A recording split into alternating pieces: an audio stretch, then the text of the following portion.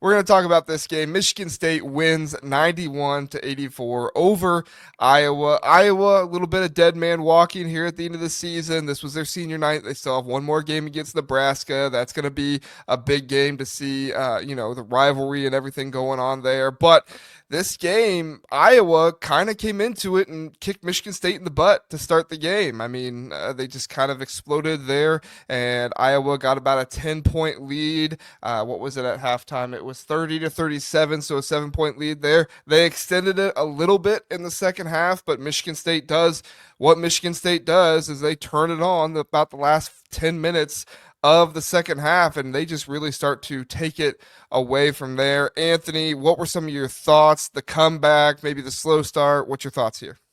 Yeah, so I mean, the slow start is nothing new. These guys have, had a couple games where they've gotten into some early holes, and they've, times where you see the effort is a little bit lacking, or the game plan isn't there. I don't know, it's a little bit different every game. This game, obviously, Iowa went to a zone, for a lot of the first half, and we saw how that, reared its ugly head against Michigan State and Indiana. There were a lot of settling for, bad shots and a lot of indecisiveness and just, overall bad possessions. And then when they get to the other end of the floor, Iowa was just decimating in pick and roll, and we weren't adjusting defensively. The players looked like they hadn't gotten off the bus yet or off the plane yet. So, it was just really a little disappointing to see that lack of effort, right out of the gate with, an outright Big Ten title on the line. But this team has been, over the last, actually, 5, 7, 8 games, they've really shown that they are a second half team. They are built to adjust in games like this. They're built to outlast in games like this with their depth. And they find another gear in the second half, and the point differential speaks for itself. They're plus 12 on average over the last 6 games in the second half in point differential. Yeah, I mean, overall, this team just has another gear in the second half. I think it's because of their depth. I think it's that they outrun teams, and with how much they're trying to run and gun and get out in transition. I was suspecting this might have been a bit of a difficult game for Michigan State. Clearly Michigan State the more talented team, but the way Iowa has played ball this year, they haven't turned the ball over a ton. Michigan State does eventually get them to turn the ball over 10 times in this game, 6 of those turnovers coming in the second half, but overall, Michigan State wasn't really getting out and running as much in the first half, and then the second half, you saw that begin to happen more. You saw Cohen Carr get on a few breaks and them doing some different things. I think Jeremiah Fears coming back in the second half was also a big part of trying to get this team back into the mix and being more competitive there. So this is a game that Michigan State always should have won. Iowa had a few things they could have, possibly turned up on. But at the end of the day, this Iowa team, not a good rebounding team, and it's been worse without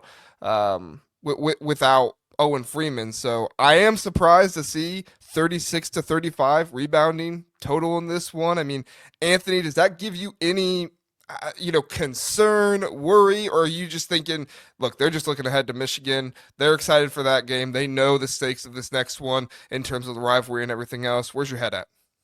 I mean, yeah, yes, there's some concern in terms of lack of focus. I think that was a big reason for a lot of those rebounds is guys who are normally boxing out and have been elite all year long. Rebounding has not been an issue for this team. They're, top 20 offensive and defensive rebounding. So this to me seems more like an anomaly, but I mean, obviously you don't want to have one bad rebounding game can, be curtains in the tournament. So you obviously don't want to see that, but Right. what's more encouraging is the fact that they were getting kind of punked in the first half, and they just, went back to the things that they do really well. It's a cliche and it's been hammered home all year, but they defended, they rebounded, and they got out and ran. And if you can stick to those 3 things, this feels so much like a classic quintessential Tom Izzo team. And they wound up still out rebounding Iowa in the end. So that's I'm happy if we're even, and I'm happy to get out of kind of a trap road game against an Iowa team with really nothing to lose in potentially a head coach's last game, right? I don't know if Fran is coming back next year, so this is kind of his swan song a little bit. There's kind of a recipe for a lot of weird voodoo stuff in a game, so just control what you can control, right? Yeah, he will have that Nebraska game, I think on Sunday. But yeah, last game at Carver Hawkeye Arena. So, I mean, we'll see what happens there. I know we did a video on it at one point with the possibility of him moving on and the possibility of Iowa moving on from him. I think the more interesting storyline there is where does Iowa go, right? Yeah, I mean, you have Drake there with Ben McCollum he could that's the possibly name I've go heard a to. lot. Yeah. DeVries, he went from Drake to West Virginia. No, I think Iowa's a better job personally than the West Virginia job. I know the Big 12 there was the better conference for a couple of years, but it looks like the Big Ten's probably the better conference in my mind this year. And it looks like that's probably going to continue with the way things go with revenue sharing and everything else. But as far as I'm concerned, like Iowa, you're just looking towards next year. What players can you keep around? What players do you move on from and maybe bring somebody else in? And you don't really get the portal rumors and stuff like that until next year. So, or until, the offseason starts, which will be in a little bit of time. Because this Iowa team, unless they win that Nebraska game, like Anthony, they're not going to make the Big Ten tournament, which Yep. means an even earlier season exit. I know, we're going to primarily talk Michigan State here, but I do think this is an interesting storyline. And we're going to talk, at least I'm going to talk about the Big Ten tournament here in the final segment. What's your thoughts on the Big Ten tournament with teams not getting in? Iowa potentially playing their very last game of the season this next Sunday. What's your thoughts there? Yeah, I mean, I think it's hard. I think what we have to do is if there are two teams who are kind of at the bottom of the barrel who are playing each other, these games we're watching now are those playing games for those last available slots. So I don't hate it because it keeps those teams engaged and interested in wanting to play additional games and overall raises the quality of play. Every team is going to be motivated down the stretch as opposed to all 18 teams coming in. I think having a little bit of a play-in mentality can help things a little bit. Yeah. I think what I read was if they were going to include all 18 teams, there was going to be another round. Like the Yeah. 10th seed and the 11th And seed I would get a and bye. I think the And then, tournament would have suffered for that. And the Big Ten yeah, tournament's already long enough as it is. It goes all the way until Selection Sunday. So, I don't think they needed an excuse to make it any right. any longer after that. Well, I question if anybody outside the 9 seed can actually win the Big Ten tournament, right? If you're not a 9 seed or higher, if you don't get that first bye, I question if you can even win the Big Ten tournament. So if you're playing from Tuesday, one game every single day up until, Sunday, I mean, you're playing some of the best teams in the league who have rest. I don't see it being possible to play. What would that be? 6 games, no, five Unless it games turned into in a like row. 2011 UConn, who just went on that tear in the Big East and Yeah. kind of started putting stuff together. But that happens so much less frequently, right? Overall, the best teams are gonna win out. Yeah, exactly. Exactly. All right, back to Michigan State. I do Yeah. want to talk about Jace Richardson. I feel like this is one of the biggest stories of the Big Ten this year that is not being talked about. Overall, Jace Richardson, he has been the alpha for this Michigan State team. I would say probably since the start of February. I think everybody knew how good he was. Even in some of the scrimmages, I was talking about like this guy's putting up better stats than Jaden Akins. Like Jaden Akins is supposed to be your alpha. He's supposed to be your dude. I felt like going into the year, and Jace, not that Jaden, it's not been Jaden Akins being bad. Jaden Akins could be shooting better from three, but overall, like he's not been bad. It's just that's how good Jace Richardson has been. I feel like he's been a little bit looked over because you've had the Dylan Harper, you've had the Kasparis Chaconis, you've had Derek Queen, some of those guys, but in my opinion, like if Jace Richardson isn't an all freshman Big Ten type of player, like they got it wrong because he's one of the best freshmen in the conference this year. Absolutely. I mean, you look at what he's done over the last pretty much since the Oregon game when he led that huge second half comeback. He's been averaging 17 a game over this stretch, and this is the gauntlet. This is the part of the schedule everyone is saying Michigan State's lucky if they come out above 500 over this stretch of games, and here they are, now rattling off 6 in a row and some pretty tough games. And Jace has only played better as the minutes have gotten has he seen more increased minutes, and as the lights have gotten brighter, he's playing his best basketball the entire season over this stretch. Yeah, for sure. I mean, I I've thought about asking the question, and I'm sure you're going to be a little bit more homer than me, and that's fine, Anthony. But like, Are we looking at a freshman of the year, Big Ten freshman of the year candidate situation here? I know like Dylan Harper going to be drafted above him. Kasparis Jaconis probably like those guys are going to be drafted above him, but I don't want this award to necessarily go to the most talented freshman.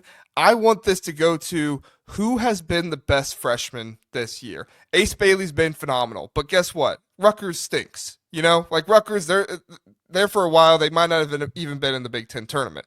Jace Richardson is making a real impact on not just this Michigan State team, but who is going to be the best team in the Big Ten and win it all. So, I mean, from your standpoint, do you think Jace Richardson should be the freshman Big Ten player of the year? I mean, if you're talking, he's the best player on Michigan State. I don't think I'm Yep. going on too far of a limb to say that he is the go-to guy for scoring on this team. And defensively, he's no slouch either. He's not an all-star on defense, but he does exactly what's asked of him on the defensive end. And, combining those two things together, if you're the best player on the best team in the conference, I think there definitely needs to be more conversation about him having freshman of the year, especially with how he has played over the closing stretch of the year. I think the other name that I think is probably that I would throw in the ring there is probably Derek Queen from Maryland. He has had a really strong year. Maryland obviously runs their 5-6 deep the entire game.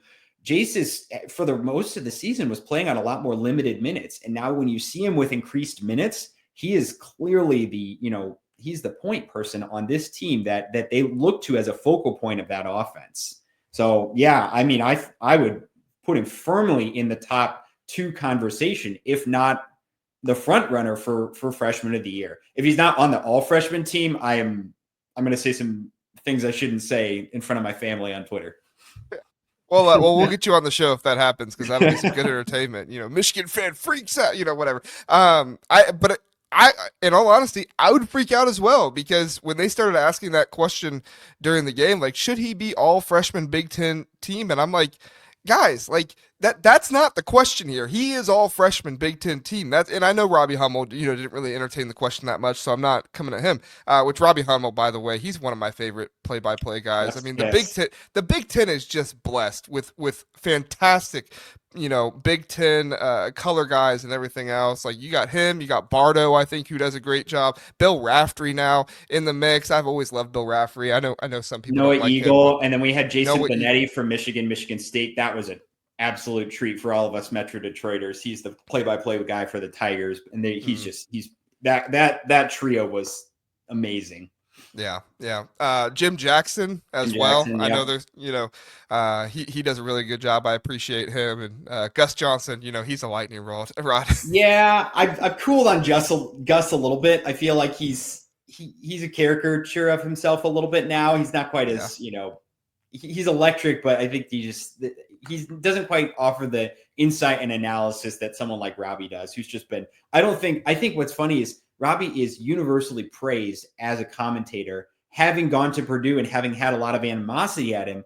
I haven't seen someone take such a turn as a commentator. Like everybody loves him. Everybody has good things to say about him, even rival schools, right? Well, I tell people the story of my mother-in-law that so they have season tickets to Indiana. They're big time Indiana fans, and they actually for one game got to go sit courtside at one of the Indiana games, and they were right near. They were either courtside or they were right behind. I can't remember. It was one of those two, but they were right near the table where the Robbie Hummel sits and stuff. And before the game, he was talking to somebody, and she said to her husband, she said, "Hey, take my phone, get a picture." And he said, "With who?" And she said, "I want a picture with Robbie Hummel." And he said, "What?" And she said, "Listen, he does a great job. I couldn't stand him when he played, but he does a great job on TV, Yep. and I appreciate him." So, you got He's unbiased too, which is what I yeah, always appreciate, right? Even if he's calling Purdue, right? He called MSU Purdue, and he called that game extremely, extremely neutral. So yeah, props yeah, to he does him. a great job. Yeah, big props. All right, so let's put a bow on this Jace Richardson conversation. I agree with you. He's top two, maybe top three, just because I think Dylan Harper has to be in that situation or in that conversation with how talented he is.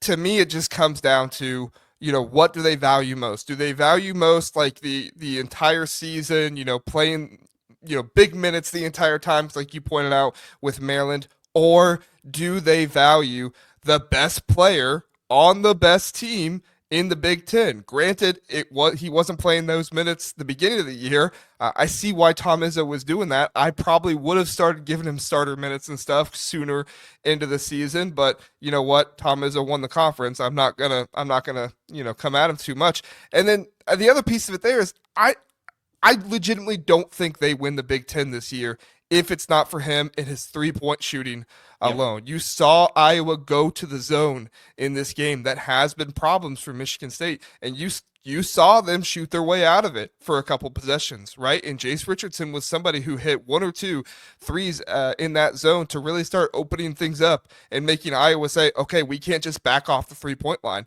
the entire time. We're actually going to have to get up on these guys, specifically Jace, and that opened things up for the rest of the offense.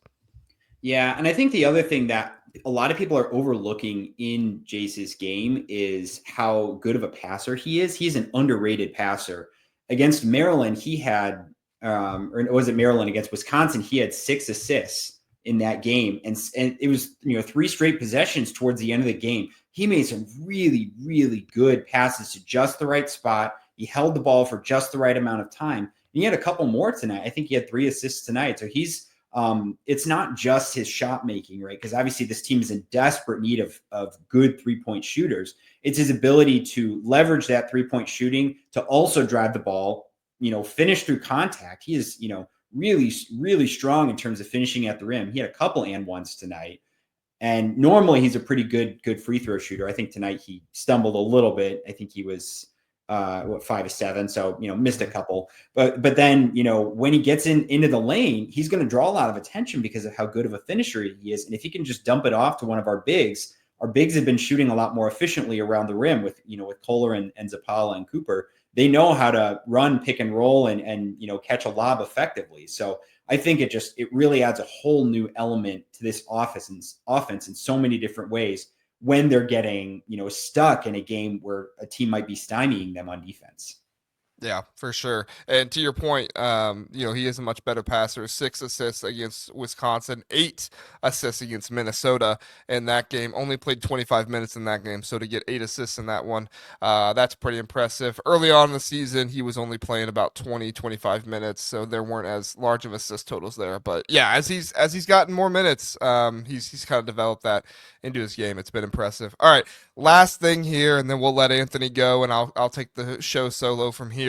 Tom Izzo. All right, so Tom Izzo gets the outright Big Ten title win. Right, this looks like a team that, as long as the shooting stays over 30%, kind of hovers around 35% from three, this looks like a team that could make a deep run in the NCAA tournament. I don't know if that's gonna, come into Tom Izzo's decision and stuff like that. But the question does need to be asked at some point. How long is he going to keep coaching at Michigan State? You want to assume that he's going to want to go out on a good note. I'm not saying he's retiring at the end of this season or anything like that, but I mean, Anthony, from your perspective, you follow this team, closer than just about anybody else, I'm sure. Where do you stand on the Tom Izzo stuff? Are there rumblings about him being done? Do you think he's got 3, 4, 5 more years in him? Like, where do you stand on this? Yeah, so there's a couple things. So one, Izzo did an interview with Jay Wright earlier this year. CBS ran the interview, and it was a really, really good interview. I highly recommend going and watching it. Where Jay Wright, he's one of these, high profile coaches who stepped down from a program because he kind of saw the NCAA trending in this direction that he didn't like. You saw Coach K, you saw Roy Williams, Jim Boeheim, Jim Larinaga, a lot of these, high profile coaches who were, stepping away from from coaching just because they're getting a little bit worn out from it. And maybe before the end of this, the end of last season, you had really 4 really mediocre seasons by MSU standards. They still made the tournament, but they kind of squeaked in. They were a low seed in terms of the at-large bids, and just not what MSU fans or Tom Izzo are accustomed to doing. And he did an interview at the end of last season, which is, I'm going to get back and do a deep run in this thing. I'm going to hang some more banners, or I'm going to die trying. This guy clearly still has a passion to do what he's doing. And I think a lot of people questioned the method with which he was going to do it. Is Tom Izzo going to adapt? Is he going to raid the transfer portal more? Is he going to, is he going to dip more into the NIL world and just go out and get the best talent? And Tom Izzo, in his typical stubborn fashion, said, no, I'm going to double down on the guys that I've recruited and developed. He counted on continuity. I think he made a couple tweaks to his coaching staff, which helped this team, understand their roles a little bit better. And he found some solid, role pieces. Whenever Tom Izzo gets a transfer, Tyson Walker was a little bit of a unique case where he truly was the alpha dog on those teams. But for the most part, when Izzo's getting a player, he's getting someone who kind of fits a specific puzzle piece that this team needs. They needed a different option who had a little more size as a big. Simone Zapala is not elite, but he gets the job done. He rebounds, he plays hard, he defends, he does all the things you need a big to do. And then Frankie Fiddler having kind of that wing scorer. We weren't sure about his defense, but honestly, Frankie's defense has been pretty solid the last couple games. You've seen him have a lot more hustle and effort there. So him going and getting those guys, he's just really trying to build out this roster, but counting on the coaching and effort that he knows his guys have. This team is getting back to its roots and kind of proving a larger point to college basketball that you can't just buy a roster. You've seen a couple rosters where that hasn't worked. You've seen, Kansas State, Arkansas, these teams that are trying to, portal their way back to, to success or trying to stay at the top, and they have no chemistry. The team is not bought in. The players are selfish. You have a lot of egos in that room. And this MSU team, there is no ego in that locker room, right? Everybody, they just want to win. They love to win. And I think as long as Izzo has teams where the players are bought in like that and everybody just wants to win, I see Izzo staying around for comfortably another 3, if not up to 5 more years. Wow, that's really interesting. Izzo at 70 years old right now. We've seen coaches coach into past their mid 70s. Sometimes they stop mid 70, but they go past that. And you're right, the Jay Wright situation is another thing that has to be thought of. But as far as I'm concerned, Tom Izzo is going about it the right way. We had a large discussion this offseason about Illinois versus Purdue, right? Which team is going about it the right way? Illinois bringing in not just transfer portal players, but, players from around the world coming in, and they're, either their freshman or sophomore year in college basketball. And then you have Purdue who says, nope, we're going to bring in 4, well, it was 5, and then it was 4 freshmen, and then we're just going to rely on the talent that we've been developing. And that's worked at some points this season, but then there's other points where, last game, I kind of went at Cam Heidi a little bit because I said, look, dude, you played 17 minutes in the game. You had 0 points, 0 shots, 2 fouls, and 1 turnover. Like, this is where you need your Lance Jones. Lance Jones isn't the best player in the portal, but Lance Jones, he went out there and he hustled, and he was exactly the piece that, complemented all of those other, all that were the rest of the core of that team. So I think the ideal construct of a team is you have that continuous core that's been developing, that you're recruiting well, right? They still need to be good, talented players. But then if you have that slight deficiency, go out and get not necessarily the best player, but a player that complements your system and just allows for that chemistry to continue.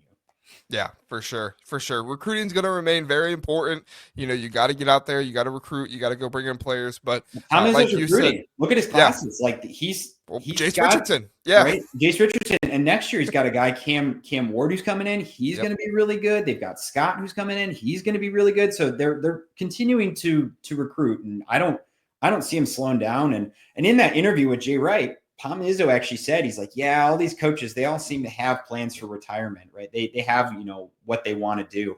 I don't have a plan for retirement. I'll just, maybe I should, have a house where I can go down where it's warmer. But to me, that sounds like a guy who's kind of like, I'll know it when I know it, but right now that's not where I am. You can tell, you see him on the sidelines. Tom Izzo, he has not lost any bit of the fire that he had 10, 15, 30 years ago.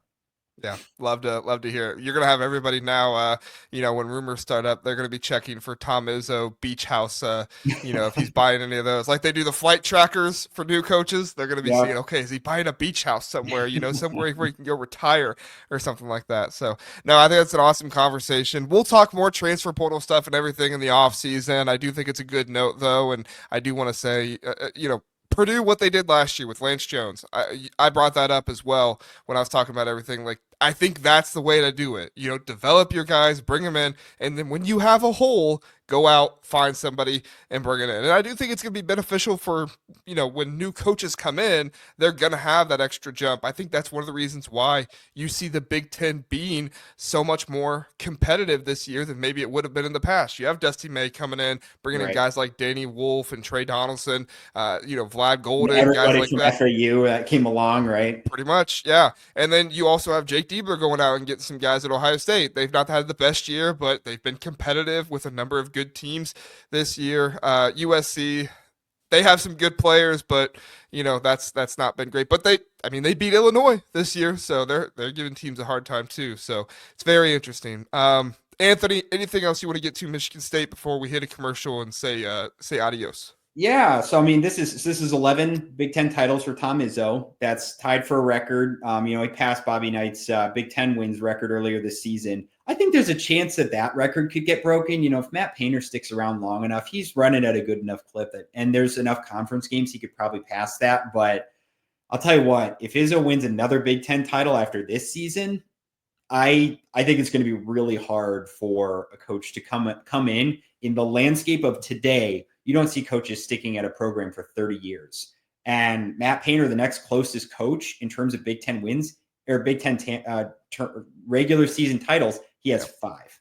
So I think it's going to be hard to find a coach that will have 30 years of longevity in the new landscape of college basketball. So that's honestly a record I am, immensely proud of Izzo for. And it's a little bit of recency bias because this team has been so fun to watch over the last month.